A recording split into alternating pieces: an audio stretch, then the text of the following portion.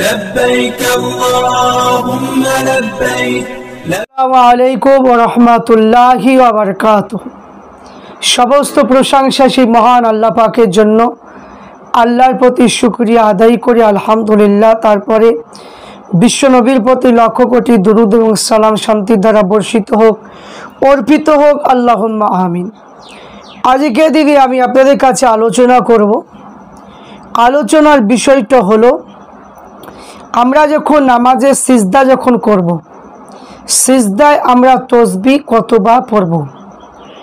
জামাতে যখন আমরা নামাজ পড়ব, জামাতে দেখা যায় কিছু আহলে হাদিস মাযহাবীদের মসজিদ নামাজ পড়লে দেখা যায় তার রুকুতে পড়ে আছে, সিজদায় দেখা যাচ্ছে সিজদায় পড়ে আছে, 2 মিনিট 3 মিনিট লেগে যায়।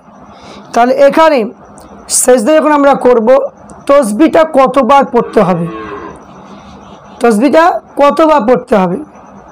একা ক্ষেত্রে আলাদা, একা ক্ষেত্রে আপনি যতক্ষণ ইচ্ছা ততক্ষণ আপনি সিজদায় পড়ে থাকুন, কিন্তু জামাতের ক্ষেত্রে সেটা চলবে না। তো আমরা কতবার তসবিহটা পড়ব এই সম্পর্কে আমরা জানবো। প্রত্যেককে বলবো যে ভিডিওটা প্রথম থেকে নিয়ে শেষ পর্যন্ত শুনবেন এবং একটি করে লাইক অবশ্যই করবেন এবং আমার এই চ্যানেলটাকে সাবস্ক্রাইব করবেন। তো আমি যে কিতাবটা আপনাদের কাছে তুলে ধরবো সেটা হলো কি, সহিহুল বিহারি।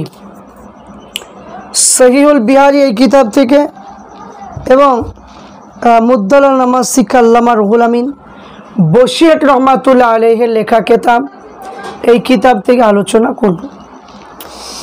সিজদা যখন আমরা করব, সিজদা ইমাম 5 বার বলবে, মুক্তাদি 3 বার বলবে। তো 3 বার যদি বলে, 3 বার কি বলতে হবে, 3 বার বলাটাই সব থেকে উত্তম। এখানে আপনি একা যদি পড়েন, একা যখন আপনি পড়বেন তখন আপনি যত ইচ্ছা তত বলুন, কিন্তু জামাতের ক্ষেত্রে সেটা কিন্তু চলবে না। তো আসুন আমরা আল্লামা রুহুল আমিন বশিরহাট রহমাতুল্লাহ আলাইহির কিতাব থেকে আমি আলোচনা করব। তো আমি প্রত্যেককে বলবো যে ভিডিওটা আপনারা দেখুন এবং শুনুন। তো এখানে যে আমি মুদ্দালাল নামাজ শিক্ষা কিতাবটা হাওয়ালা দিব, কারণ এটা আল্লামা রুহুল আমিন বশিরহাট রহমাতুল্লাহ আলাইহি লিখেছেন। তিনি হাদিস দিয়েছেন মুসলিম শরীফ, আবু দাউদ শরীফ, আবু হুরায়রা রাদিয়াল্লাহু তাআলা থেকে। রুদ্দে মুহতার কিতাব, মাজমাউল আনহু দুরুল মুখতার, মারাকিল ফালা, তারপরে যে আবু দাউদ শরীফ, ইবনে মাজাহ, সুনানুল কুবরা বাইহাকি এবং নাসবুর রায়া, এই সমস্ত কিতাবের মধ্যে পাওয়া যায় যে যখন তোমরা সিজদা করবে, সিজদার রুকু তোমরা কবার 3 বার পড়বে। তাহলে 3 বার কি পড়ার কথা এখানে আমরা পেলা হাদিস তুলে ধরেছে। এবার আমরা দেখব যে সহিহুল বিহারি এই কিতাব থেকে আমরা দেখব যে আমরা কতবার যে সিজদা করতে পারি, কতবার আমরা সিজদার তসবিহ পড়তে পারি। তো এখানে প্রত্যেককে বলবো যে আপনার ভিডিওটা দেখবেন যে আমি কথাগুলো বলি প্রত্যেকটা দলিল ভিত্তিক। আর একটা কথা আমি প্রত্যেককে বলবো যে আমরা মাযহাবকে অনুসরণ করে চলি। তাহলে মাযহাব অনুসরণ করে চললে আপনি সঠিক পথটা পাবেন। আর যদি মাযহাবের বাইরে যদি আপনি থাকেন তাহলে আপনি সঠিক পথ কখনোই পাবেন না, কারণ মাযহাবের বিরোধী হয়ে যাচ্ছে। আপনি নিজে ইচ্ছা মতো আপনি তফসির করে নিজে ইচ্ছা মতন আপনি কথা বলে ব্যাখ্যা দেবেন, সেটা কখনো চলবে না। তাই আপনাকে সবসময় মাযহাব মেনে চলতে, মাযহাব মানাটা হচ্ছে সবথেকে উত্তম। তো আমরা দেখব যে সিজদা যখন আমরা করব, সিজদার যে তসবিহটা আমরা পড়ব, সিজদার তসবিহ যে আমরা যখন পড়ব, সেই সিজদার তসবিহটা আমরা কতবার পড়ব।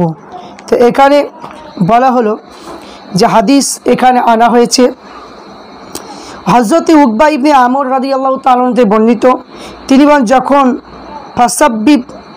ফাসাব্বিহ বিসমি রাব্বিকাল আযীম, এখানে তোমার মহান রবের নামে পবিত্রতা বর্ণনা করো, এই আয়াতে নাজিলে আল্লাহ রাসূল বলে এই আয়াতটি তোমরা তোমাদের রুকু তাসবিহ রূপে পড়ো।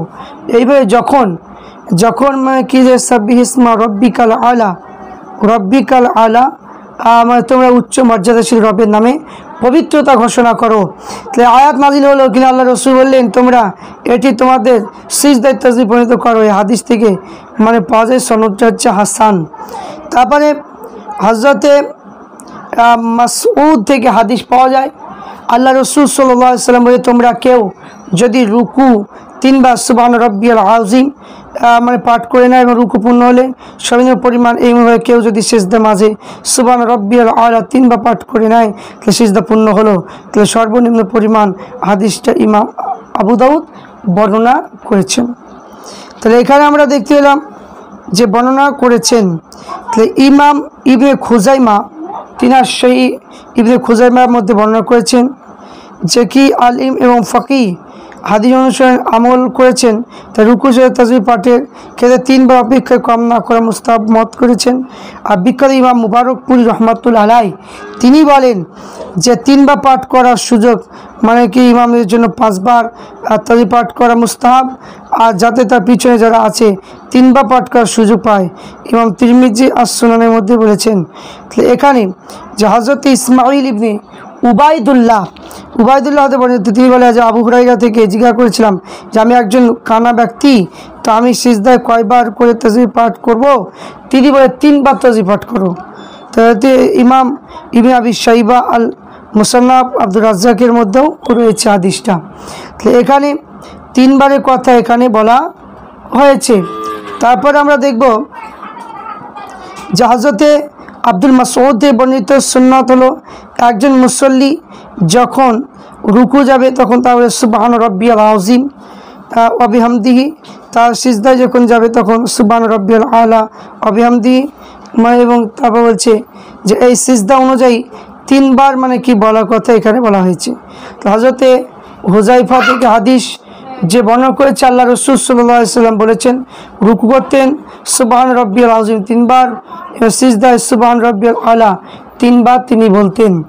তারপরে হযরতে উকবা ইবনে আমার থেকে বললাম হযরত আলী থেকে হাদিস আনা হয়েছে যে ইমাম আব্দুর রাজ্জাক বা আবু শাইবা থেকে বর্ণনা যে আল্লাহ রসুল সাল্লাল্লাহু আলাইহি ওয়াসাল্লাম রুকু যখন যেতেন রুকুতে 3 বার তাসবিহ পড়তেন এবং সিজদায় যখন যেতেন তিনি 3 বার তাসবিহ পাঠ করতেন।